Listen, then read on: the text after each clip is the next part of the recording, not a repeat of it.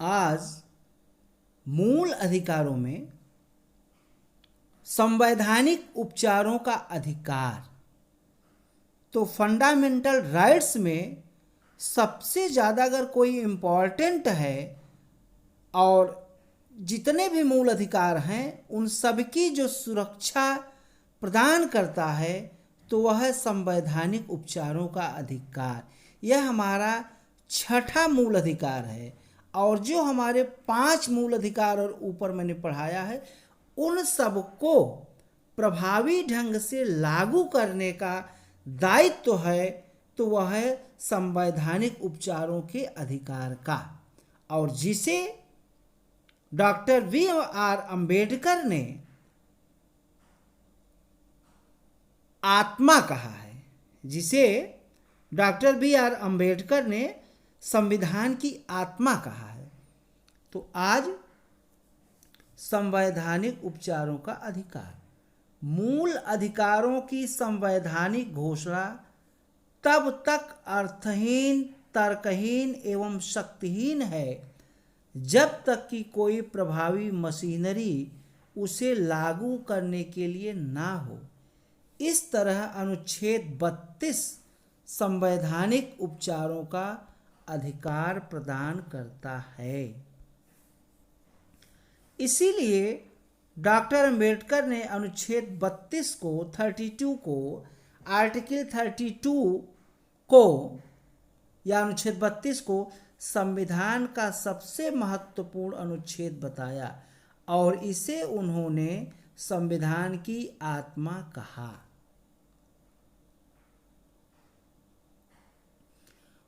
उच्चतम न्यायालय ने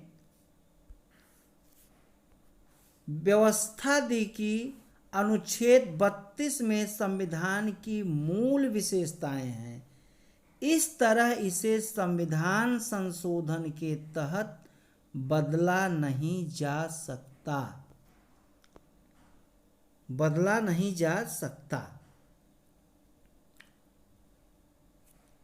उच्चतम न्यायालय ने यह जो है अनुच्छेद 32 को बहुत ही इम्पॉर्टेंट बताया है और इसमें 4 प्रावधान हैं। मूल अधिकारों को प्रवर्तित कराने के लिए समुचित कार्यवाहियों द्वारा उच्चतम न्यायालय में समावेदन करने का अधिकार प्रत्याभूत है। उच्चतम न्यायालय को किसी भी मूल अधिकार के संबंध में निर्देश या आदेश जारी करने का अधिकार होगा। उसके द्वारा जारी रिट में शामिल है बंदी प्रत्यक्षीकरण, परमादेश, प्रतिषेध, उत्प्रेषण और अधिकार परीक्षा। ये जो हमारे रिट हैं, इन्हीं रिट के माध्यम से अन्य मूल अधिकारों को सुरक्षा प्रदान की गई है। संसद को यह शक्ति प्राप्त है कि वह किसी अन्य न्यायालय सभी प्रकार के निर्देश, आदेश और रिट जारी करने की शक्ति प्रदान करे।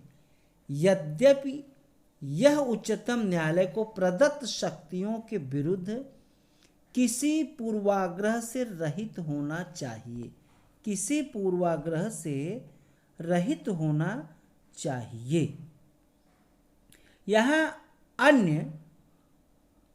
यहाँ कोई अन्य न्यायालय, उच्च न्यायालय सहित शामिल नहीं है।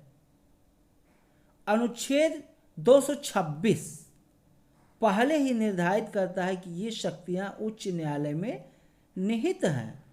उच्चतम न्यायालय में जाने के अधिकार को इस संविधान द्वारा अन्यथा उपबंधित के सिवाय निलंबित नहीं किया जाएगा। इस तरह राष्ट्रपति राष्ट्रीय आपातकाल अनुच्छेद 359 के तहत इनको स्थगित कर सकता है।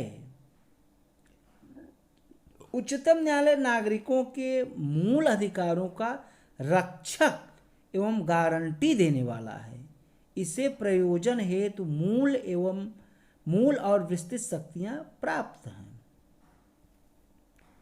और थोड़ा सा और हम लोग देखते हैं कि उच्चतम न्यायालय ने व्यवस्था दी कि जब अनुच्छेद 226 के तहत संबंधित दल के पास उच्च न्यायालय के माध्यम से राहत का विकल्प मौजूद है तो उसे पहले उच्च न्यायालय ही जाना चाहिए। अब हम लोग देखते हैं बंदी प्रत्यक्षीकरण, इसे हैवियस कॉर्पस कहा जाता है। तो इसे लैटिन भाषा से लिया गया है, जिसका शाब्दिक अर्थ होता है को प्रस्तुत किया जाए। मतलब किसी व्यक्ति को अगर बंदी बना लिया गया है तो उसको पुलिस द्वारा अगर उसे पकड़ा गया है तो उसे न्यायालय के समक्ष प्रस्तुत किया जाना चाहिए 24 घंटे के अंदर। तो यही को प्रस्तुत किया, यह उस व्यक्ति के संबंध में न्यायालय द्वारा आदेश है जिसे दूसरे द्वारा हिरासत में रखा गया है, उसे इसके सामने प्रस्तुत किया जाए, तब न्यायालय मामले की जांच करता है। यदि हिरासत में लिए गए व्यक्ति का मामला अवैध है तो उसे स्वतंत्र किया जा सकता है। इस तरह यह किसी व्यक्ति को जबरन हिरासत में रखने के विरुद्ध है। बंदी प्रत्यक्षीकरण की रिट सार्वजनिक प्राधिकरण हो या व्यक्तिगत, दोनों के खिलाफ जारी किया जा सकता है। यह रिट तब जारी नहीं की जा सकती है, यह रिट तब जारी नहीं किया जा सकता है जब यदि हिरासत कानून सम्मत है, कार्यवाही किसी विधानमंडल या न्यायालय की अवमानना के तहत हुई हो, न्यायालय के द्वारा हिरासत एवं हिरासत न्यायालय के न्याय क्षेत्र से बाहर हुई हो। अब परमादेश, इसका शाब्दिक अर्थ है हम आदेश देते हैं। यह एक नियंत्रण है जिसे न्यायालय द्वारा सार्वजनिक अधिकारियों को जारी किया जाता है ताकि उनसे उनके कार्यों और उसे नकारने के संबंध में पूछा जा सके।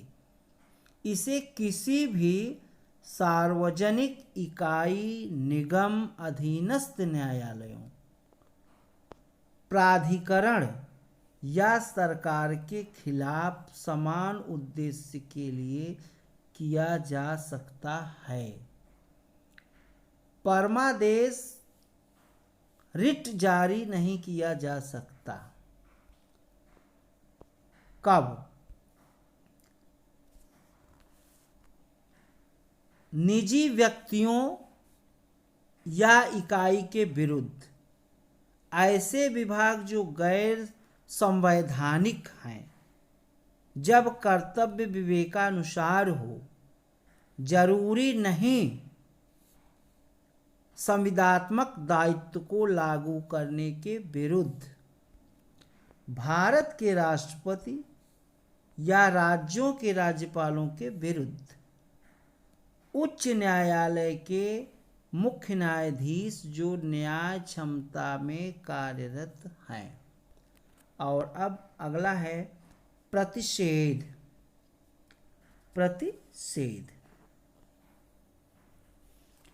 इसका शाब्दिक अर्थ है रोकना।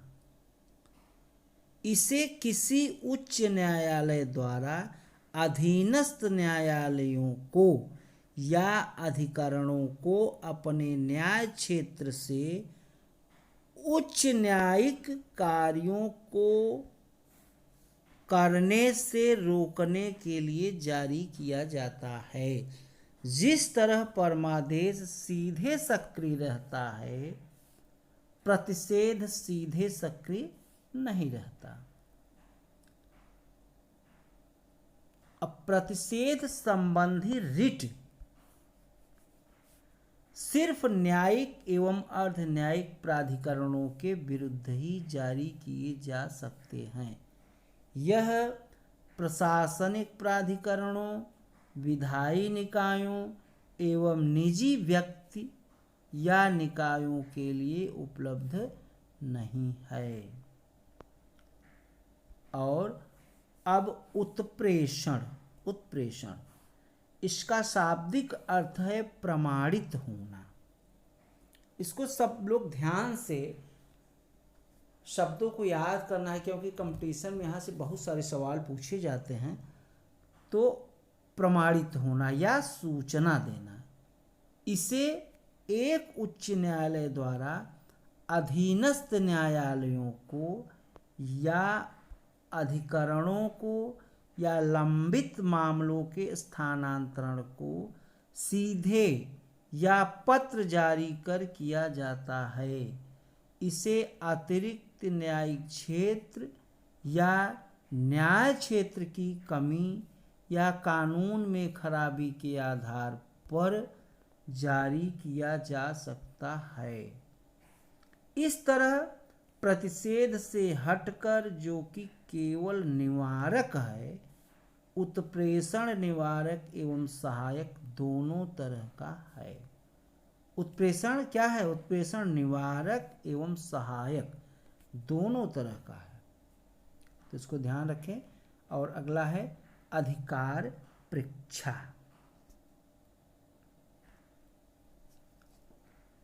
और थोड़ा सा इसमें और देखते हैं कि हालांकि 1991 में उच्चतम न्यायालय ने व्यवस्था दी कि उत्प्रेषण व्यक्तियों के अधिकारों को प्रभावित करने वाले प्रशासनिक प्राधिकरणों के खिलाफ भी जारी किया जा सकता है। प्रतिषेध की तरह उत्प्रेषण भी विधिक निकायों एवं निजी व्यक्तियों या इकाइयों के विरुद्ध उपलब्ध नहीं है। अब अधिकार परीक्षा। अधिकार परीक्षा शाब्दिक संदर्भ में इसका अर्थ किसी प्राधिकृत या वारंट के द्वारा है, या वारंट के द्वारा है, को वारंटो। इसे न्यायालय द्वारा किसी व्यक्ति द्वारा सार्वजनिक कार्यालय में दायर अपने दावों की जांच के लिए जारी किया जाता है। अतः यह किसी व्यक्ति द्वारा लोक कार्यालय के अवैध अनाधिकार ग्रहण करने को रोकता है। रिट को पूरक सार्वजनिक कार्यालयों के मामले में तब जारी किया जा सकता है उसका निर्माण संवैधानिक हो। इसे मंत्रित्व कार्यालय या निजी कार्यालय के लिए जारी नहीं किया जा सकता।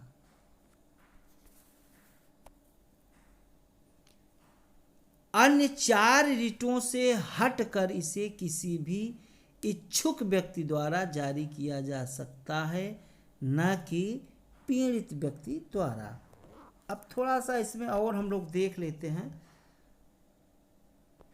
सशस्त्र बल एवं मूल अधिकार, अनुच्छेद 33 को यह अधिकार, अनुच्छेद 33 संसद को यह अधिकार देता है कि वह सशस्त्र बलों और सैनिक बलों, पुलिस बलों, खुफिया एजेंसियों एवं अन्य के मूल अधिकारों पर युक्त प्रतिबंध लगा सके।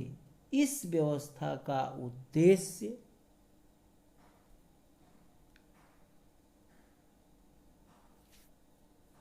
समुचित कार्य करने एवं उनके बीच अनुशासन बनाए रखना है। अनुच्छेद 33 के अंतर्गत विधि निर्माण का अधिकार सिर्फ संसद को है, ना कि राज्य विधानमंडल को। इस तरह के संसद द्वारा बनाए गए कानून को किसी न्यायालय में किसी मूल अधिकार के उल्लंघन के संबंध में चुनौती नहीं दी जा सकती है। इसी तरह संसद ने सैन्य अधिनियम 1950, नौसेना अधिनियम 1950, वायुसेना अधिनियम 1950 और पुलिस बल अधिनियम 1966 बनाया है। और अब थोड़ा सा इसमें मार्शल लॉ की भी बात कर देते हैं। तो अनुच्छेद 34 मूल अधिकारों पर तब प्रतिबंध लगाता है जब भारत में कहीं भी मार्शल लॉ लागू हो। यह संसद को इस बात की शक्ति देता है कि किसी भी सरकारी कर्मचारी को या अन्य व्यक्ति को उसके द्वारा किए जाने वाले कार्य की व्यवस्था को बरकरार रखें या पुनर्निर्मित करें। संसद किसी मार्शल लॉ वाले क्षेत्र में जारी दंड या अन्य आदेश को वैधता प्रदान कर सकता है। संसद द्वारा बनाए गए क्षतिपूर्ति अधिनियम को किसी न्यायालय में केवल इस आधार पर चुनौती नहीं दी जा सकती कि वह किसी मूल अधिकार का उल्लंघन है। तो आज इतना ही। बहुत बहुत धन्यवाद आप लोगों का। वीडियो को लाइक, सब्सक्राइब, शेयर अवश्य करें। कंपटीशन की दृष्टि से वीडियो वेरी इम्पोर्टेंट है। धन्यवाद।